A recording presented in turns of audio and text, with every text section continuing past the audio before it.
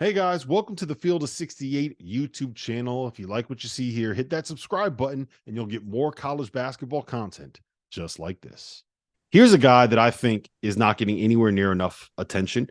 And you're going to call me a homer, T.O., and I don't care if you do. Adama Sanogo. Adama Sanogo. Okay. I think that he is someone. I don't know if he's going to get drafted. I would take him with the second round pick.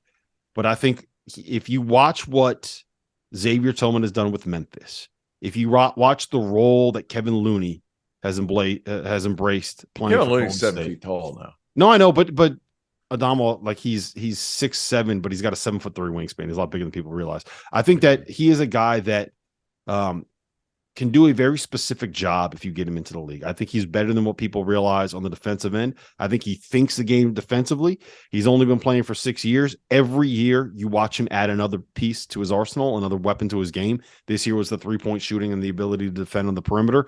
And I think that once he adds the ability to read the game as a passer, which I think will come in the next year or two, I think he's a rotation player in the NBA for 8 years. I think he is going to be a very good player for Olympiacos. That could be true too. I think that's true too. Likely. It's all to me like likely. Yeah, to me the difference between that and being someone like playing not specifically Kevon Looney's skill set, but playing a role like Kevon Looney is going to be finding the right fit, and that's what it is for a lot of these fringe guys. But whatever happened, everything. Yes. That's everything past number 15. Yes, everything. I'm going to tell you, and to that point. You know, the take that I sort of had off the combine was we live in this world where age gets criticized. Like, oh, well, he's 23. I don't know if I'm interested. Well, what if he's a really good 10 to 12-year player? You're not interested because he's not 20? Like, that's the sense I get with a guy that I think he won't be taken in the top 20. But to me, if he's around past 25, God, there's a lot worse picks you can make after that point. Mm-hmm. And that's Jaime Jaquez. Jaime Jaquez. Who tested well. Tested great. Rob, you tweeted about it. I mean, 39-inch vert. You know, he comes onto the floor at Wintrust Arena. It's quiet, right? And you just look down, you see this head of hair, you know, and you just got this guy. He looks like he always looks like the college kid. Like he looks like he just rolled out of bed. He's got his stuff on. And this guy's just going through testing. And his hair's flying all over the place. He's got sweat pouring down his face. And it's just like this guy is here to compete his butt off. And that's what he did for Mick Cronin. Comes from great coaching. Won at a high level in March. You just said it, T.O. He tested well. And was he not a winner? You know, sometimes these guys at Villanova the last decade have been taken like at the very end of the first round or into the second round. Yeah. But I would always look at him and be like, well, all these guys did is win. They're going to impact winning. I'll tell you, if Jaime Jaquez doesn't impact winning for a club, I'll be surprised because, man, he's done an awful lot of it over the last 4 years. All right, so my next question was going to be the most underrated prospect that you had in this draft class, and I was going to go with Jaime. So I'm going to go to UTO while I think of somebody else to come up with. Most underrated player in this draft class. That's a hard one. To me, like there's a lot of guys in this draft class past 15 that you could plug with the right situation and be good players. Like I think Seth Lundy is a good player. He's just a good, solid player. Is he going to be an all-star? No. But he's going to be a good player.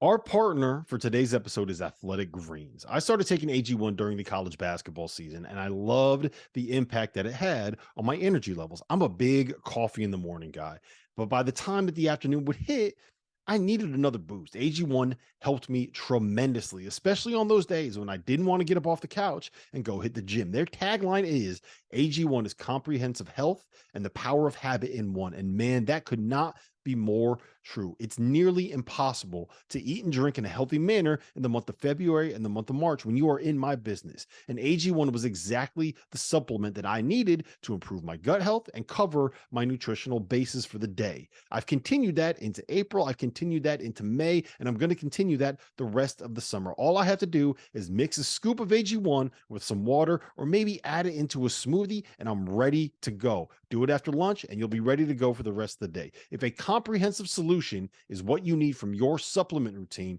then Athletic Greens is giving you a free 1-year supply of vitamin D and 5 free travel packs with your first purchase. Go to athleticgreens.com/field68. That's field 68 FIELD, the number 6, the number 8, and you can get yours now. So check it out and help support this show. Thanks. Guys, I keep going back to him, and I'm probably going to be, I hope I'm proven right, but Julian Phillips' floor is Corey Brewer. It's a matter if he can shoot it. I've seen him shoot it. He shot it well in the combine. There was I think one of the 3-point shooting things they did, both him and Andre Jackson made like 16 of them. 16 to 25. Yeah, 16 to 25. He's a better shooter than that.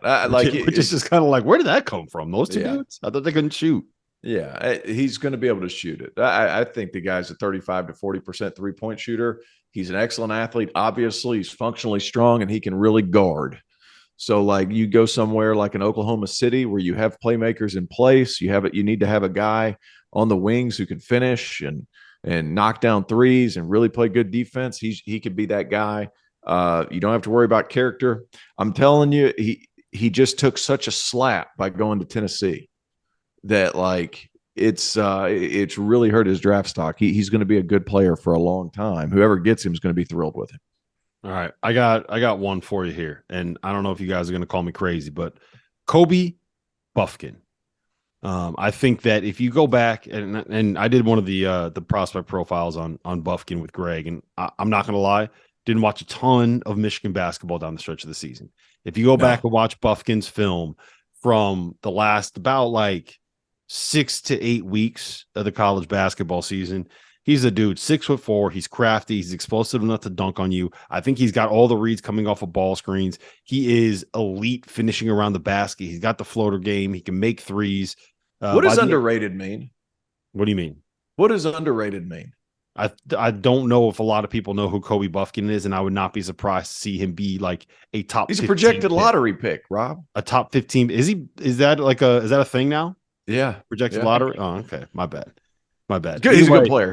Keep going. Yeah. Keep going. No. I don't know a lot of people that are paying attention to this kid. I think that's a good point.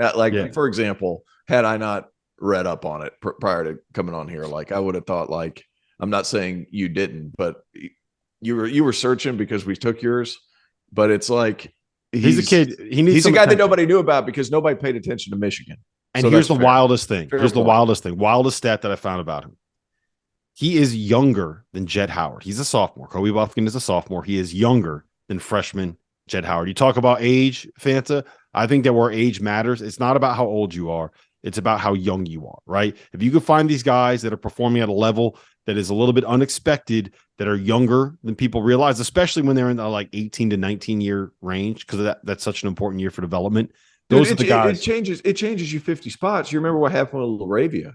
Yeah. Like somebody put his age on Wikipedia wrong. And as soon as they got that fixed, like he goes up into the back end of the first round. Yeah. It's huge. Thank you for watching the Field of 68. If you've enjoyed what you've seen here, hit that like button, share this link with your friends, or check out the description for some other places that you can consume Field of 68 content.